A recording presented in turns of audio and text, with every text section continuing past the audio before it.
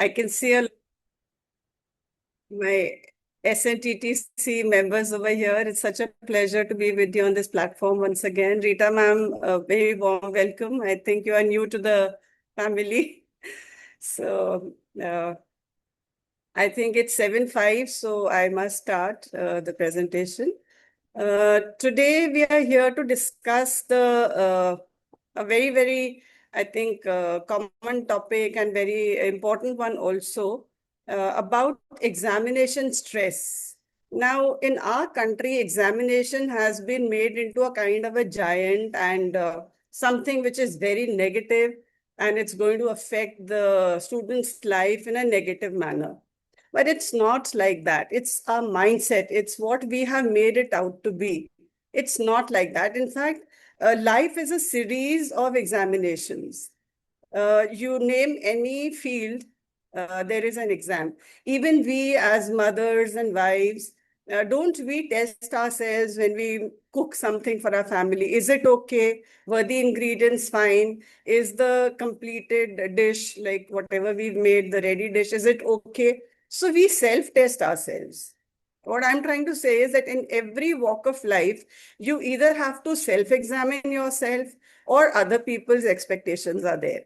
So why make a mountain out of something like, a written exam, which every child, right from the previous days to the days to come, they have to go through it. It's a part and parcel of life. So it should not be made into something that children are scared of. So we are going to discuss this in more detail through the presentation. I'll share my screen. I already have this, yeah. So here is my screen, and I'm going to make myself disappear. Right. So a very warm welcome again to this webinar on helping students to overcome exam stress. And we need to talk. I guess every problem, its solution lies in a conversation, to talk. So that's what I intend to do today, to make all the stakeholders who go through exams to understand each other and make everyone understand that this is not something which needs to be feared. About myself, I'm Mrs. Archana Mathur. I'm a freelance trainer now. I'm an MA in English Literature, then B.Ed, and I've been a PGT English, also a principal for about 7 years. And now I am an AIEF Global Ambassador. I'm a very keen YouTuber. I keep posting my videos. And recently, I've taken over as Director, Editorial Affairs in IELTA, which is International English Language Teachers Association. And I'm also a very proud member of the SNTTC. So my total experience is more than 25 years. Okay, now coming to the main topic, navigating the storm. This is what children think about exams. It is a storm which somehow, it's going to take away, it's going to blow away their happiness from their lives. No, it's not like that. So we are going to discuss ways and means. Firstly, we'll realize what is exam stress, and then we'll come to the solutions. So board exams definitely are a significant milestone in a student's academic journey. They serve as a gateway to their future opportunities. Of course, when children take or they select their subjects, they have to think about future. It's not something that, okay, I've taken so-and-so subject without thinking about future. So you have to have a foresight and decide what you want to do in your life, and then accordingly, you got to prepare. If I have to prepare a sweet dish, I have to have sugar with me. It won't help if I take salt. As simple as that. However, the pressure which has been created and the stress which is associated with these exams, it can make children feel overwhelmed because of many reasons, which I'm going to discuss shortly. It's crucial to understand the causes, symptoms, and disadvantages of exam stress so that they can be addressed effectively and they can be overcome.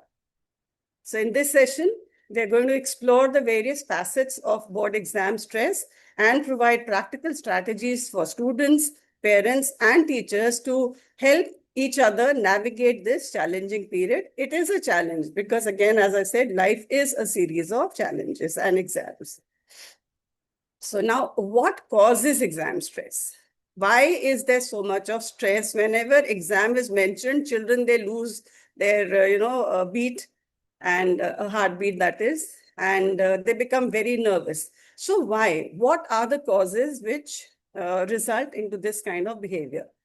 Firstly, there are lots of high expectations by parents, by teachers, by the school. And the child, poor thing, he or she gets so unnerved because he or she is expected to achieve so much. There are comparisons. So and so son and daughter is doing so well, you aren't doing it. He got 90%, you're getting 60%. So comparison should never be done. It's a very sincere request to everyone, whether it's a parent or a teacher, that children are all different. A child who may not be good at English may be good at maths, or vice versa. So these high expectations from children at this tender age is something which is just not fair. It's very unfair. Secondly, they themselves are nervous. They have a fear of failure. What if I fail? So this what if is such a big question mark. It very badly affects a child's psyche. Then there are challenges of time. There's so much of syllabus, there's so much to cover up, there are so many subjects that the poor child is not able to cope up with how to manage their time and how to complete the syllabus, because there are practicals, there are files to be completed, there are so many types of assessments. So these kinds of time-related challenges are also there before a child. And yes, peer pressure. The friends also sometimes, though we feel that and we believe that friends are a big support, but sometimes the friends are not saying anything. The child himself or herself takes up this challenge. My friend is doing so well. What will others think? Now, if we keep thinking, what will others think, then what are we going to think for ourselves? So forget about others. If I'm a student, I have to understand what I want for my life. So I should not get under this kind of peer pressure, because again, we are all different, all children are different, and even the fingers on our hand are not the same. So how can we expect children or ourselves to be same? It cannot be. It's just not humanly possible. This is how exam stress can be seen in children. Firstly, there are physical symptoms. The child becomes, there are a lot of things in which you can see the physical symptoms. Firstly, there could be headaches, there could be stomachache, the child could be tired, fatigued, there would be low energy, there could be probably sleep disturbances, insomnia, etc. The second symptom is emotional distress. The child could be anxious, there could be panic attacks, there could be mood swings, the child could become irritable, there could be feelings of helplessness or sadness. Then there are cognitive impacts also. And this you can see, like the child could have difficulty in concentrating or focusing on the subject matter. They could have loss of memory, in the sense, not exactly loss of memory, memory lapses, or small little times of maybe forgetfulness. Maybe they also start doing negative self-talk, or they overthink. Because when they are thinking, they can think of just about anything at all. Also, we can see some behavioral changes in our children. Sometimes they completely try to avoid their studies, or they could probably take refuge in procrastination. Their dependence on junk food can increase. They may start drinking coffee a little too much. And also, there is a possibility of social withdrawal or reduced communication. They could probably shrink into a shell. They do not talk to anyone. And this is something which is very, very alarming. It should not come to this stage at all. These are the disadvantages of exam stress. Impaired performance. If a child is stressed to a great extent, then their cognitive functions will definitely get affected. They won't be able to recall the information. Sometimes they forget, oh, I remembered it. I had learned it so well, but I'm not able to remember. So this is one thing in which you can see exam stress manifesting itself. The second is negative impact on mental health. So prolonged stress, if it goes on and on and on, it will definitely negatively affect their mental health. And as a result, there'll be anxiety, there'll be depression, and not only academic performance, but their overall well-being also gets hampered. So this should not happen. And yes, when we come to social life, there could be strained relationships. Exam stress can lead to strained relations with their family and friends because they tend to get into a shell, as I just mentioned, and that is the stage of social withdrawal. They can become very irritable. You talk to them nicely, but they'll, snap at you. So these things are not good. How does it embody itself in a student's life? Exam stress. Exam stress can manifest in various ways in a student's life. I've already discussed their thoughts, emotions, and behavior. They may become overly preoccupied with their studies. Sometimes they neglect themselves. They neglect recreational activities. They stop going out to play.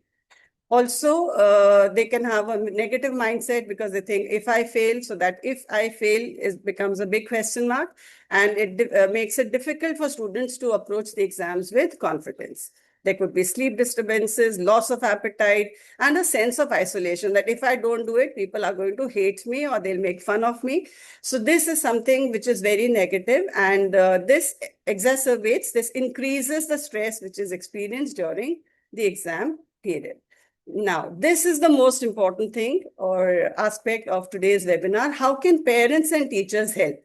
But before I proceed, I want to have a little activity over here, a very short activity. I'll give you 1 minute for it. If you have a paper and pencil with you, or even mentally, we are all teachers over here. Most of us are teachers.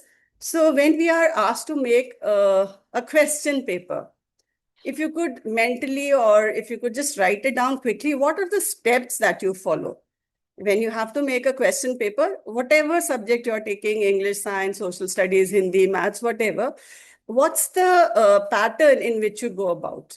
So I'll take 1 minute. I'll give you 1 minute. So let's see. You can make a list, and I'm making mine. Okay. I'm also doing the same.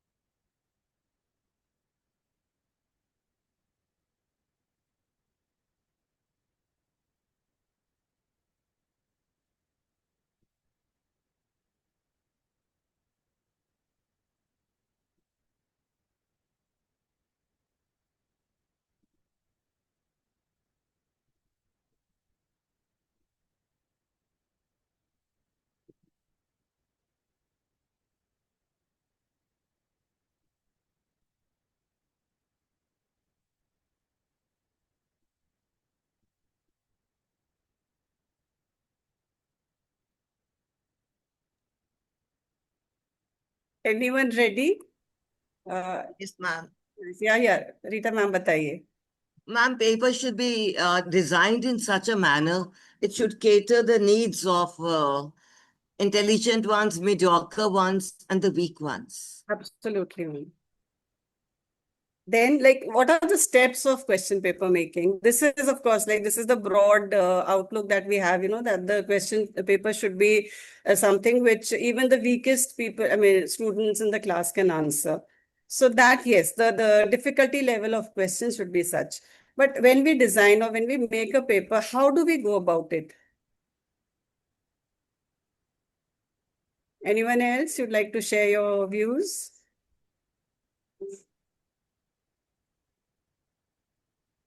Okay, since we have a little time limit, see, firstly, if I have to, like I have made, of course, when I was a teacher, firstly, we have to see the syllabus, like what paper are we having? Is it a terminal exam? Is it half yearly? Is it final? Or it's, so accordingly, what is the syllabus? Firstly, we decide what's the syllabus.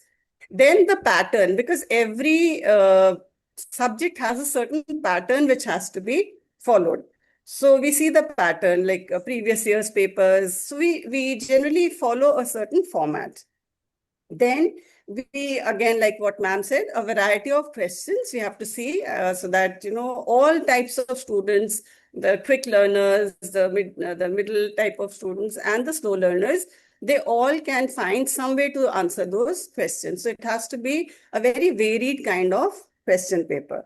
Then number of questions. We can't have very long paper for, say, a monthly exam or maybe a quarterly exam. So we discuss amongst ourselves, all the subject teachers, we discuss like what should be the number of questions, because according to the time which has been given, sometimes it's a 1 hour question paper, sometimes it's 2 hours. So depending on the time. Then marking scheme also, like how many marks are to be given to every question. So the sole purpose of this exercise was that even as a teacher, you have to follow so many steps. This is your exam. Even after passing so many exams, ultimately, when you become a teacher, or for that matter, anywhere, even if you go to the corporate sector, you have directors, you have associates, you've got so many people. So everyone has to design their strategy before getting onto anything. So when our children are appearing or they have to appear for a board exam, we have to plan a strategy. So that is what I was trying to imply by this activity. Thank you so much, teachers and viewers. This was nothing but just to make us understand that even if we as teachers are making something or doing some activity, a lot of careful planning is required. So now let's go to the... Ma'am, I would like to add something. Hello, can you hear me? Yes, ma'am. Yes, ma'am. Yes, ma'am.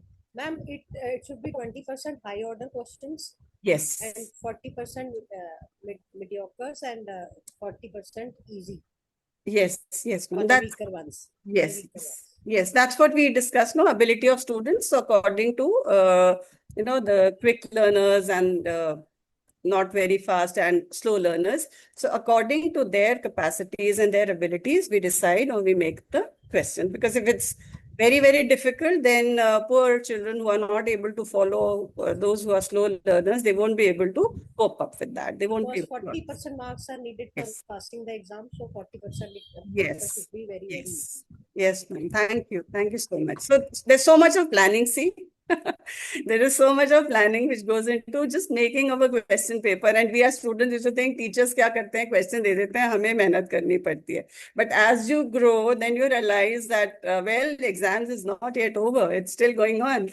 So that's what we have to keep in mind. Thank you so much, Punita ma'am. Right. So how can parents... Every time I stop the audio. Right. This is something very, very important. Open communication. Elders, whether you are a teacher or whether you're a parent or you're a grandparent, communication is the solution to each and every problem, I feel. And when it comes to education, this is the solution. So whenever we feel as parents or teachers that children are facing any kind of difficulty, because we can understand, we can see their symptoms and we can understand that there is something wrong, because experience has taught us to understand our students better. So whenever we see a child in distress, or if there's any change in their usual behavior, it should start ringing bells in our mind. So we must encourage an open and honest dialogue between teachers and students, or parents and children. So an environment has to be created where students feel comfortable and they are relaxed, and we must try to build a trust in their minds that we are there with you and we are going to solve all your problems. So this is only possible when we communicate with them and we let them understand that we are their best supporters and well-wishers. So this is something very important, which is otherwise important, but when children are appearing for their 10th and 12th exam, this is certainly something which I feel is mandatory. Then, expectations are always there. I mean, as a parent or as a teacher, I can't say that I do not have any expectations for my children. They are there, but they need to be realistic. if the child is mediocre, you expect the child to get 99 in science or maths is not something which is realistic. So, as per their excellence, we have to set realistic goals for them.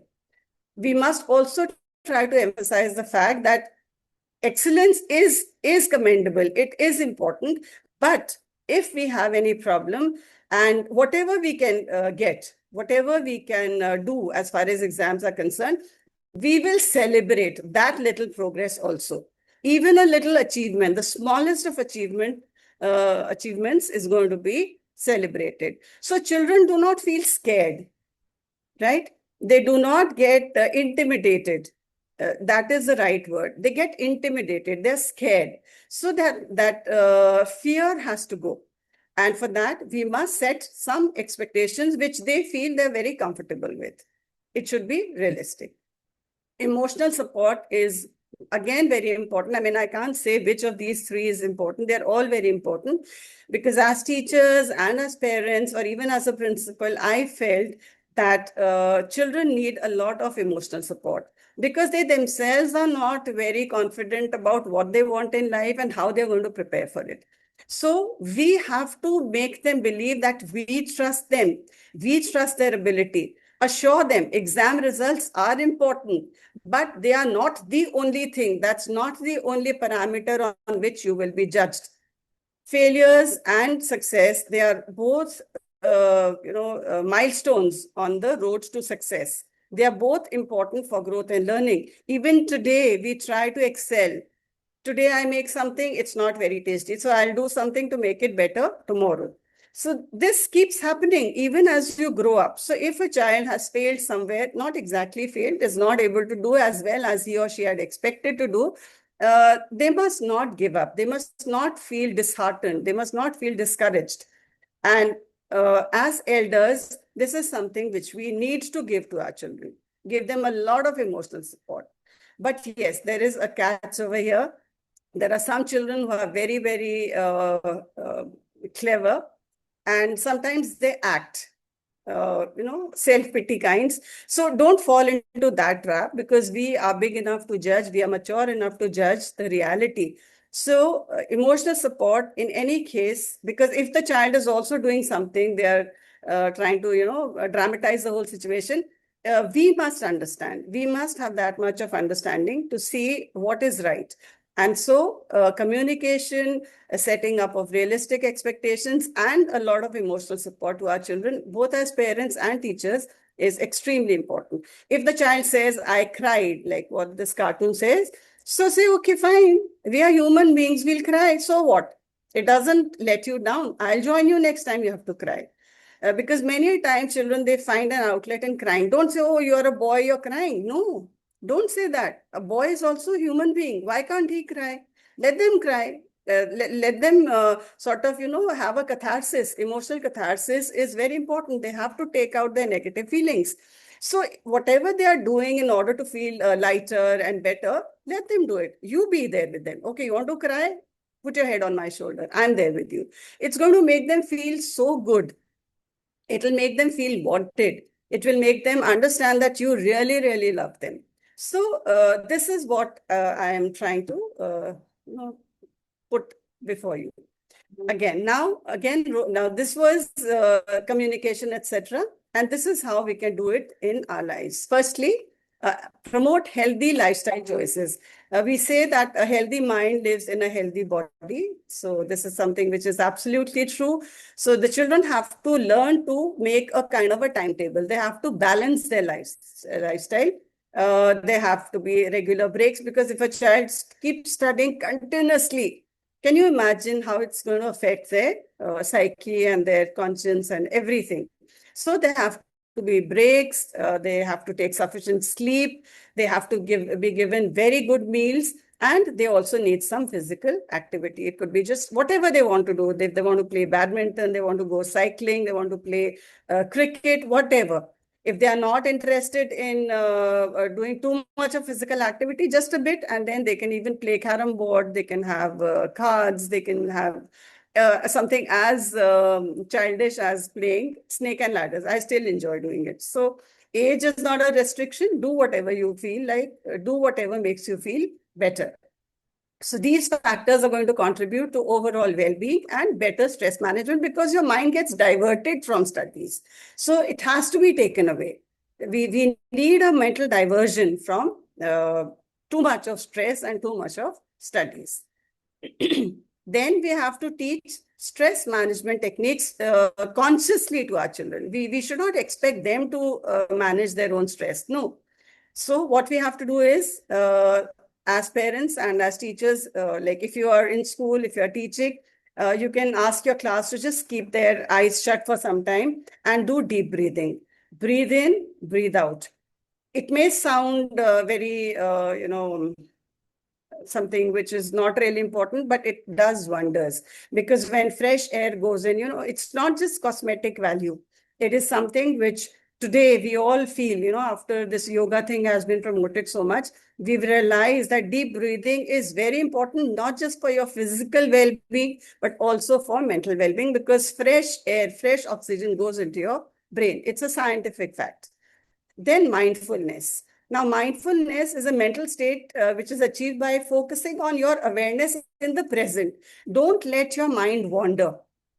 Sometimes here, sometimes there, because the mind has the ability to travel much faster than light. Right now it's here, right now it could be in the US. So this control of mind is something which we have to teach our children.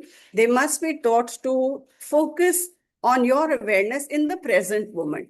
Don't think what's going to happen. Something will happen in future. But what we have to do is concentrate today because today is not going to come again. So, and also acknowledge your feelings, your thoughts, your physical sensations. This is used as a therapeutic technique. Mindfulness is used as a therapeutic technique. It's something which cures you of mental stress. Time management has to be again taught to the children. Now, what is time management? You make the timetable for children for the whole day, but it should not be repeated every day. There has to be a difference in their daily timetable. Suppose like they get up in the morning, they go out for a walk for 10 or 15 minutes, they do deep breathing, then they come back, have a glass of milk, and then they sit down to study for just 1 hour. I mean, it's up to you. This is not something which I'm chalking out for all the children. We as teachers and parents have to manage their time. How it is managed, it's up to you. It's a very personal choice. But then there has to be time management. Whichever way you do it, however you do it, but there has to be a certain timetable. There has to be some time or some kind of, pattern which has to be followed daily.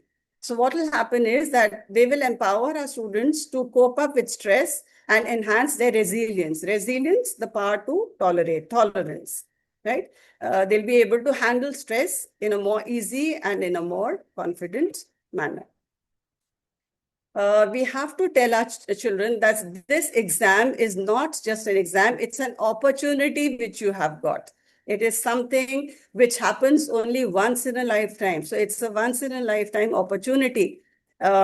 Despite the stress that you may feel, this gives you a lot of personal and academic growth. So the mindset has to be changed. Today, we think of exam as something which is going to take away everything, something which is going to affect a child in a negative manner. But no, this is an opportunity. It helps the child to grow personally and also enhances their academic growth. So it has to be taken in a positive manner.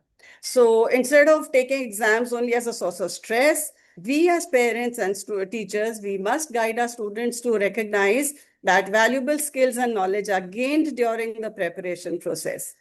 Today, I don't remember what I did in my class as a student, but the values that came, the way we have applied the knowledge gained is something which is coming in handy today. Who knows how many marks I got in my 10th or 12th, or for anybody of you for that matter? Who cares? We are all teachers. We don't carry our report cards everywhere. What matters is what we are today, what we are doing today, how successful we are today. Maybe one of us, or maybe some of us, were not very good at maths. Some of us were not very good at biology. How does it matter today? Today, we are respected teachers, we are educationists today. So exams gave us this opportunity to grow as individuals. In our preparation for the exams, we have grown as human beings. This is what we have to make our children understand, that this is a time where you have the maximum opportunity to make your life better when you grow up. So a growth mindset has to be encouraged, where challenges are not taken as hurdles in the path, they should be taken as opportunities to improve, and they must not be considered as insurmountable obstacles. These challenges are not obstacles, they are teaching us to grow as individuals. So when we change this mindset, okay, we make it positive, we do not think negatively, definitely our children are going to feel much better, and they will take the exams as a challenge in their lives, and they're going to come out victorious. So to conclude, I'll say that overcoming board exam stress is something which is very easy. It has to be a collaborative effort from students, of course, but before students, it is our responsibility as grown-ups, as their parents and teachers and different kind of stakeholders, that exam is not something to be stressed about. And once we make our students believe this, that it's an opportunity, it is something positive, then definitely they are going to overcome this stress. And in this effort, we have to address the causes, symptoms, and disadvantages of exam stress, and we have to implement practical strategies, which I've already discussed how to manage. And once we do that, I'm sure we are going to be very successful, because our students will approach exams with a lot of confidence and resilience.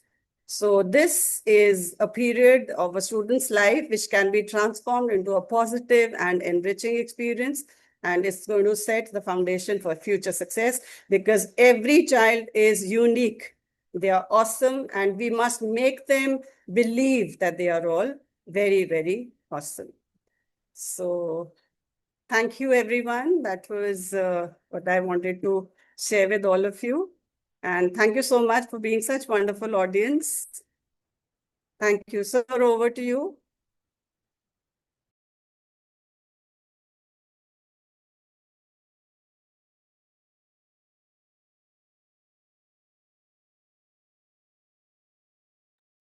Aishna ma'am,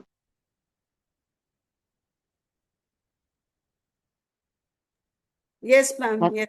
hello ma'am. Very nice session, Aishna ma'am. Thank you so much. I would just like to add that I think we should also not overlook, the participation and the, very, very active part which peers play in this, all the stress management in exam. We can have very positive grouping of our children and their friends, where all of them can interact with each other and, mellow down the pressure for each other.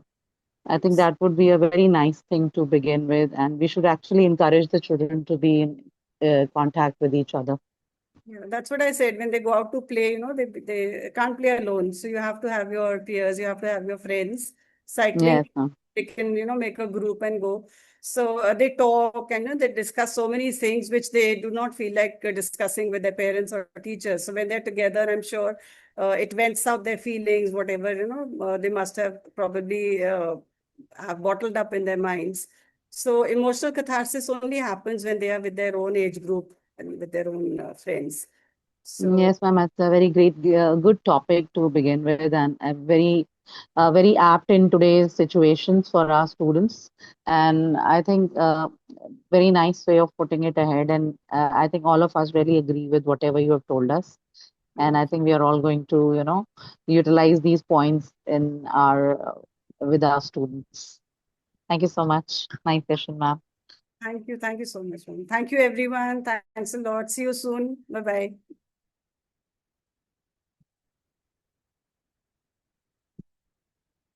Sure.